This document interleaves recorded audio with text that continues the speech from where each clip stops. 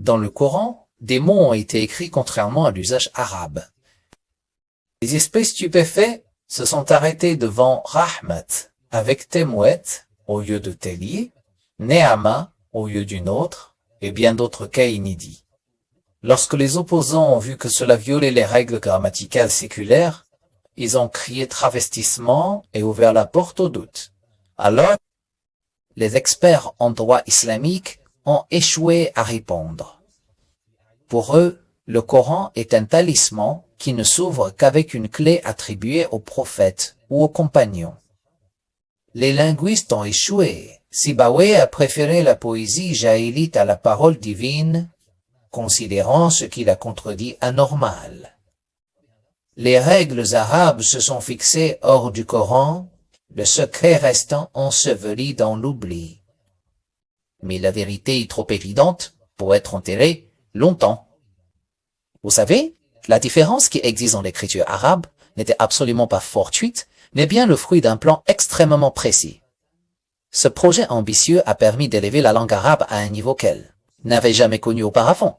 En effet, chaque sens possède désormais sa propre écriture unique, et chaque situation une expression faciale qui la rend parfaitement manifeste pour qu'elle soit parfaitement comprise. Prenons un exemple concret pour que vous compreniez mieux ce que je veux expliquer. Dans notre langage arabe quotidien, le mot « mouhani » est utilisé à la fois pour désigner un homme qui se penche en avant pour ramasser un petit caillou par terre, mais aussi pour parler d'une branche qui se courbe sous le poids lourd de ses fruits mûrs. Chaque emploi renvoie à la même racine, mais illustre parfaitement la richesse et la subtilité de la langue arabe. Vous voyez, en allemand par exemple, chacune de ces deux situations dispose d'un terme distinct et spécifique qui la décrit à la perfection.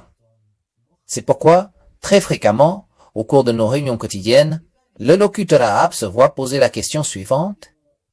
Quelle signification voulez-vous bien exprimer exactement?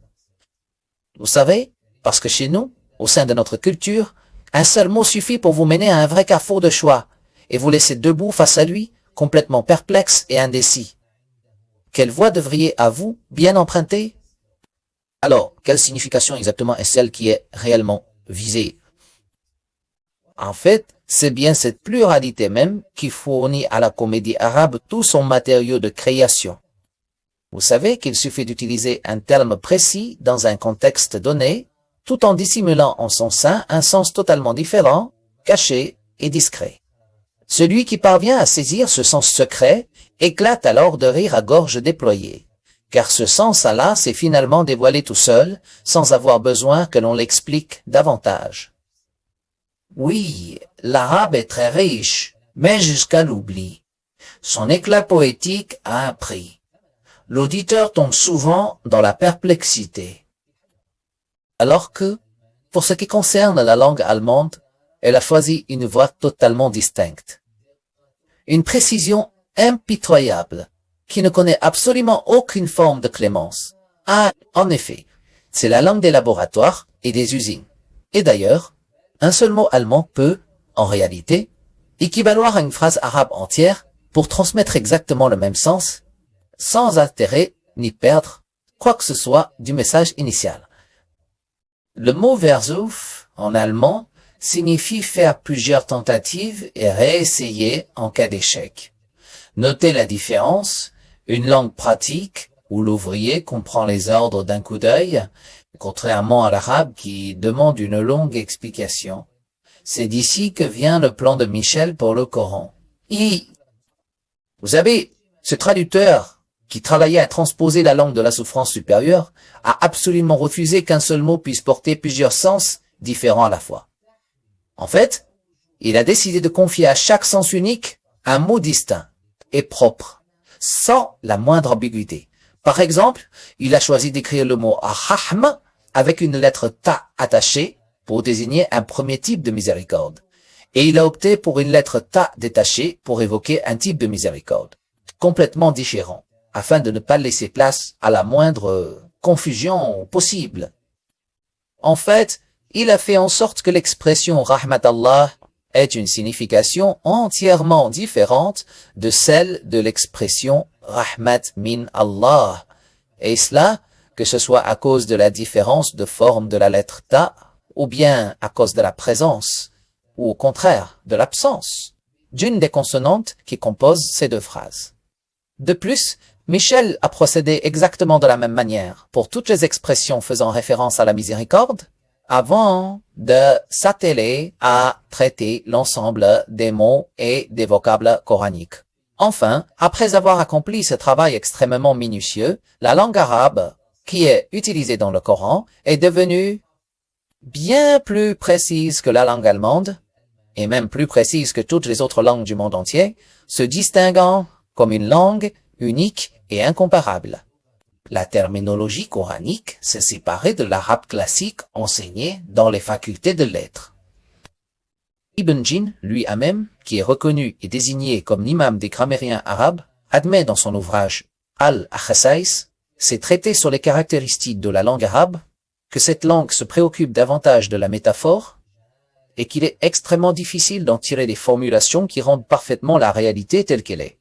Maintenant, imaginez bien à quel point cette reconnaissance est dangereuse et troublante. Comment peut-on espérer rivaliser avec d'autres langues dans le domaine des sciences modernes si la grande majorité des mots et des termes de cette langue arabe ne parviennent pas à décrire la réalité avec la précision absolue requise par ces disciplines exigeantes? Ce que Michel a réalisé ne se limite pas à un simple miracle rhétorique, mais c'est avant tout une carte routière conçue pour nos académies linguistiques arabes. Par exemple, il a attribué au Hamza une signification unique et parfaitement définie et omise une signification tout à fait distincte, ce qui a permis d'éliminer toute forme de confusion possible.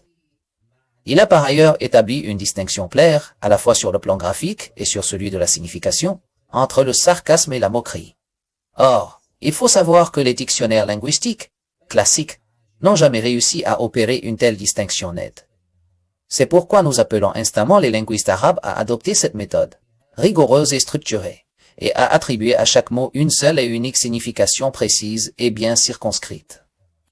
En effet, l'arabe passe d'un trésor linguistique et culturel qui manquait de rigueur et de précision technique à un outil structuré et rigoureux, capable de rivaliser dans tous les domaines de l'industrie et de la connaissance.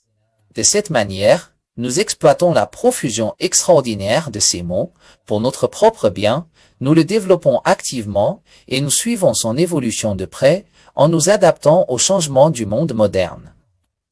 Vous voyez, tout ce que nous avons exploré jusqu'à présent nous mène à un tout autre aspect essentiel de la vérité. Car, en réalité, lorsque l'archange Michel révélait un verset sacré directement au cœur du prophète Mahomet, il lui indiquait explicitement qu'il fallait écrire la lettre Ta'a à cet endroit en la laissant détachée et non pas en la rattachant aux lettres qui l'accompagnent. Et Muhammad, qui ne connaissait pas une seule lettre de l'écriture, transmettait l'affaire au scribe de la révélation comme quelqu'un qui donne une clé sans savoir à quelle porte elle correspond. Ils exécutaient ces ordres à leur tour sans comprendre la sagesse ni l'objectif. Michel n'a pas seulement su satisfaire les grands érudits du monde de la littérature, mais il a aussi profondément étonné chacun d'entre eux par les mises à jour insolites qu'il a réalisées tout au long de son travail.